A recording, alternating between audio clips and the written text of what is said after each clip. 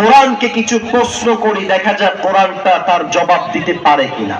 প্রথম প্রশ্ন, আচ্ছা কোরআনকে যদি আমি জিজ্ঞেস করি, কোরআন তুমি এই পৃথিবীতে আসার পূর্বে কোথায় ছিলে, তোমার ঠিকানা কোথায় ছিল? পাটনাবাসী, ফরিদপুরবাসী, এই জবাব কি কোরআনে আছে না নাই? 30 নম্বর পারা সূরাতুল বুরুজের 21 and 22 number verse, 21 এবং 22 নম্বর আয়াত। بل هو قرآن مجيد في لوح محفوظ. Rather, it's a glorious Quran preserved in tables. আল্লাহ তাআলা বলছেন, এই কোরআনকে পৃথিবীতে পাঠাবার পূর্বে আমি আল্লাহ তাআলা এই কোরআনকে লৌহে মাহফুজে সংরক্ষিত ফলকে লিখিত আকারে রেখে দিয়েছিলাম। তাও তো সুবহানাল্লাহ বললেন না আপনারা সবাই? ও আচ্ছা, তার মানে তুমি পৃথিবীতে আসার পূর্বে এই একটা কথা যদি কেউ পেছনে বলেছেন, আমি কিন্তু ভাই ভালো মানুষ, ভালো হতে থাকতে দেন, ভালো হয়ে থাকতে দেন, খারাপ বানায় না, একটা কথা বলবেন না। অল্প সময়ের মেহমান, আমাকে একটু সুযোগ করে দেন তাফসীর করবার জন্য। আচ্ছা কোরআন তুমি লৌহে মাহফুজে ছিলে, আই গট দ্য আনসার, উত্তর পেয়ে গেছি। কিন্তু তোমাকে লৌহে মাহফুজ থেকে কে নাজিল করলো, জবাবটি কোরআনে আছে না নাই? তানজিলাম মিম্মান খালাকাল আরদা ওয়াস সামাওয়াতিল উলা। This Quran has been sent down by him who has created the heavens and this big earth. এই কোরআনটা নাজিল করেছেন তিনি, আকাশ এবং জমিনের মালিক যিনি, আপনার মালিক যিনি, আমার মালিক যিনি। পাবনাবাসী বলেন তো, আমাদের সেই মালিক, আমাদের রব একজন, তিনি কে? আল্লাহ আমার রব। লজ্জা পাইলেন কেন? গান না আমার সাথে। আল্লাহ আমার রব, দমে দমে তনু মনে তারি অনুভব। তোমার দুনিয়াতে আমি যেদিকে তাকাই, অথই নেয়ামতে ডুবে আছি সবাই।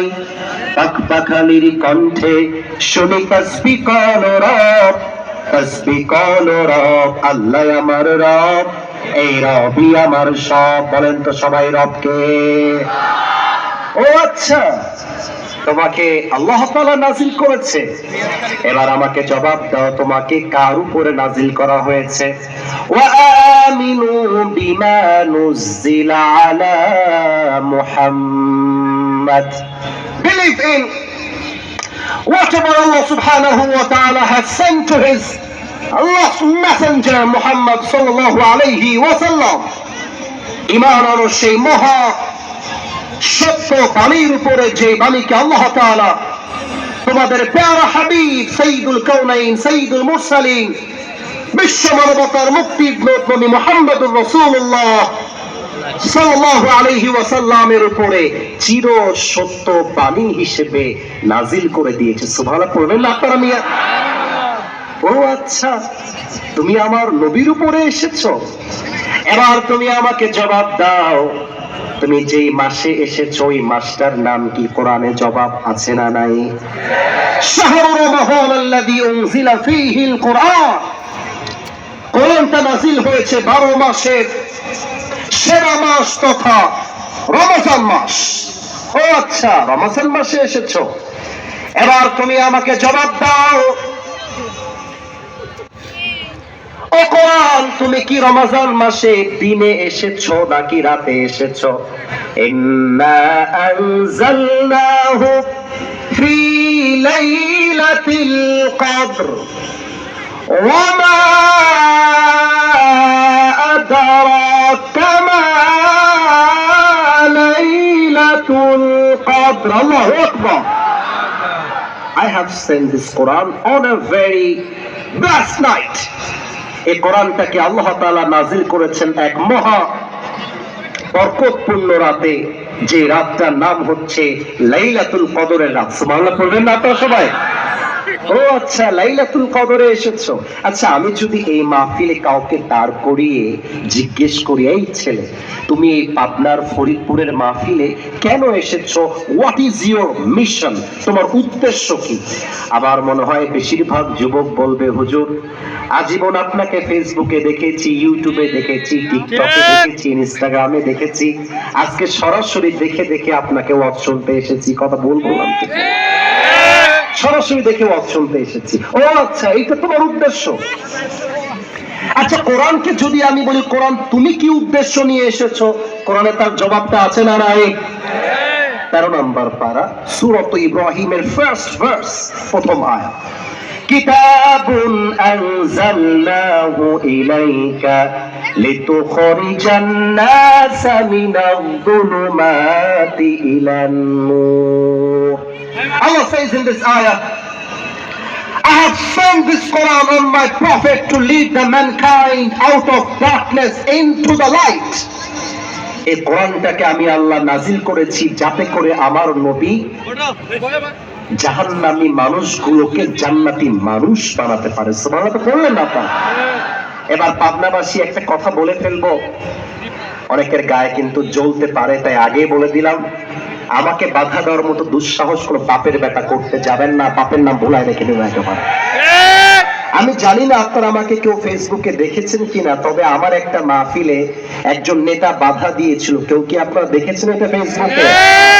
যুবকরা খালি তার লুঙ্গিটা খোলা বাকি ছিল, বাদ বাকি সব হয়েছে। এই জন্য আমি একটা প্রশ্ন করছি, জবাব দিবেন। বীর বাহাদুরের মতো ভয় করবার টাইম আপনাদের কাছে নাই। আগামীর পার্লামেন্ট চলবে আল্লাহর কোরআন দিয়ে, আমরা সবাই চাই নাকি চাই না? আগামীর দেশ চলবে আল্লাহর কোরআন দিয়ে, আমরা সবাই চাই নাকি চাই না? আচ্ছা, কোরআন পার্লামেন্টে যদি কোরআন যায়, দেশ যদি কোরআন দিয়ে চলে, আমাদের দেশের কি লাভ হবে? তার আগে আর একটা প্রশ্ন করি, পাবনায় যদি রাত 3টায় কোনো মেয়ে রাস্তা দিয়ে হেঁটে যায়, রাত বাজে 3টা, এখন ওই মেয়েটা ওখানে যে ধর্ষণের শিকার হবে না, কোনো গ্যারান্টি কি আপনাদের কাছে আছে? এত আসতে বললে মানব না, কোনো গ্যারান্টি কি আমাদের কারো কাছে আছে? কোরআন বলছে আমাকে তুমি পার্লামেন্টে নিয়ে যাও, এমন একটা আইন পাশ করে দিব, কোন নারীকে ধর্ষণ করা তো দূরের কথা, কোন নারীর দিকে পুরুষ কুচোখে তাকাবে সাহসটাও খুঁজে পাবে না। কোরআন বলছে তুমি আমাকে পার্লামেন্টে নিয়ে যাও, এই যে যুবকদের বিয়ে না হওয়া নিয়ে সমস্যা, এই সমস্যা দূর হয়ে যাবে। পার্লামেন্ট আইন করা আছে যে 18 বছরের আগে কোনো মেয়ে বিয়ে করতে পারবে না, বিয়ে করলে এটা আমার কথা, লেট মি এক্সপ্লেইন ফার্স্ট, আগে ব্যাখ্যা করে দেই। ঠিক বলবা, এটা তোমাদের অধিকার, কিন্তু কথাটা বুঝে ঠিক বলো। 18 বছরের আগে কোনো মেয়ে বিয়ে করলে এটা বাল্য বিবাহ হয়ে যায়, আর যেই মেয়েটা বিয়ে করবে, যাকে বিয়ে করবে তাকে ধরে নিয়ে গিয়ে জেলখানায় ভরে দেওয়া হয়।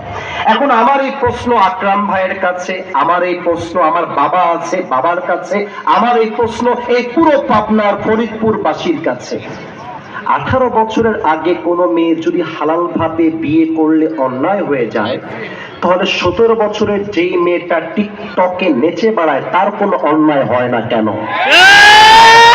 18 বছরের আগে বিয়ে করলে যদি অন্যায় হয়ে যায়, 17 বছরের যেই মেয়েটা পার্কে গিয়ে বয়ফ্রেন্ডের সঙ্গে ডেটিং করে তার অন্যায় হয় না কেন?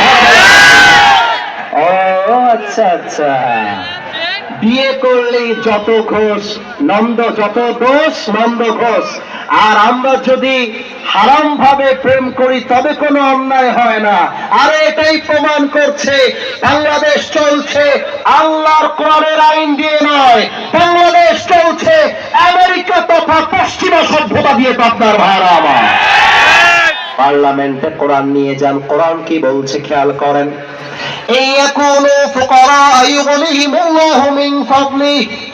কোরআন বলছে বয়স টয়স দেখার টাইম নাই, বিয়ের বয়স হয়ে গিয়েছে, তুমি গরিব, ডাজন্ট ম্যাটার, বিয়ে করে নাও। আল্লাহ তোমাকে তার বরকত দিয়ে বিয়ের পরে ধনী বানায় দিবে। তাও তো যুবকরা সুবহানাল্লাহ কইতে পারলো না, বলেন না। এবার আর একটা কথা বলবো, আমি জানি এই এবার চোখটা স্ট্রেট ফরওয়ার্ড আমার চোখে রাখবা, ডান বাম কেউ তাকাবা না, যে তাকাবা তার বিয়ে হবে না। আমার দিকে তাকাও। আমাদের এই মাহফিলে পুরো চতুর্পাশে মা বোন দিয়ে ভরা। আমি চাইলে ধমক দিতে পারি, কিন্তু মা বোন তো সময়ও শেষ, তাই আমি ধমক দিচ্ছি না। আমার দিকে সবাই তাকান। আজকের মাহফিলে যত মা বোন এসেছেন 90% বেশি বোরকাওয়ালি হিজাবওয়ালি মায়েরা বোনেরা এসেছেন। আমি সবাইকে আজকে একটা কথা বলে দিয়ে যেতে চাই, কবে আবার আসবো আল্লাহ তাআলা ছাড়া পৃথিবীর কেউ জানে না। যুবক ভাইয়েরা মাথায় রাখবা, দাড়ি আর টুপি পরলে যেমন হুজুর হওয়া যায় না, বোরকা আর হিজাব পরলে তেমন দিনদার মেয়ে হওয়া যায় না। পার্কে যত মেয়ে প্রেম করে দেখবা তার 80% মেয়ে বোরকাওয়ালি প্রেম করে দাঁড়ায়। এমন ভাবে বোরকা পরে দেখলেই মনে হবে यार ये लड़की तो अभी के अभी जन्नत से भाग के दुनिया में आई। এমন ভাবে হিজাব আর এমন ভাবে নিকাব পরে, কিন্তু আমি যখন দেখি পার্কে কোনো মেয়ে বয়ফ্রেন্ড নিয়ে বোরকা পরে প্রেম করছে, আমার তখন বলতে মনে চায় তোমার বোরকার উপরে ফিটফাট, ভেতরে পুরোটাই সদরঘাট বাজার। আচ্ছা, এবার একটা কথা আমারে বলো তো, ওসমান হাদি আমাদের কলিজার টুকরা প্রিয় ভাই শহীদ ওসমান হাদি, তার বিচারটা বাংলাদেশে হোক আমরা চাই না কি চাই না? আকরাম ভাইয়ের সাউন্ড আমার কানে আসে না। আমরা চাই না কি চাই না? পার্লামেন্টে কোরআন নিয়ে যান, কোরআন বলবে ওসমান হাদির বিচারটা যেন তেন বিচার হবে না। আর ওসমান হাদিকে যারা মাথায় গুলি করে পালিয়ে গিয়েছে ওদেরকে ধরে এনে ঢাকার জাতীয় মসজিদ বাইতুল মুকাররমের সামনে দাঁড় করিয়ে ওর মাথায় গুলি করে হত্যার রায় পাশ করতে হবে। ওসমান হাদি আমাদেরকে শিখিয়ে দিয়ে গিয়েছে বিড়ালের মতো 500 বছর বেঁচে থাকার কোনো দাম নাই। আর বাঁচতে হলে সিংহের মতো 1 ঘন্টা আমরা বাঁচতে চাই।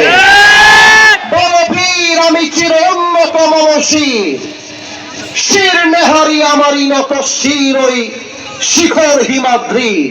বড় বীর, বড় মহাবিশ্বের মহাকাশবাড়ি, চন্দ্র সূর্য গ্রহ তারা ছাড়ি, ভুলক দুলক গোলক ভেদিয়া খোদা আসন আরশ ছেড়িয়া উঠিয়াছে চির বিস্ময়।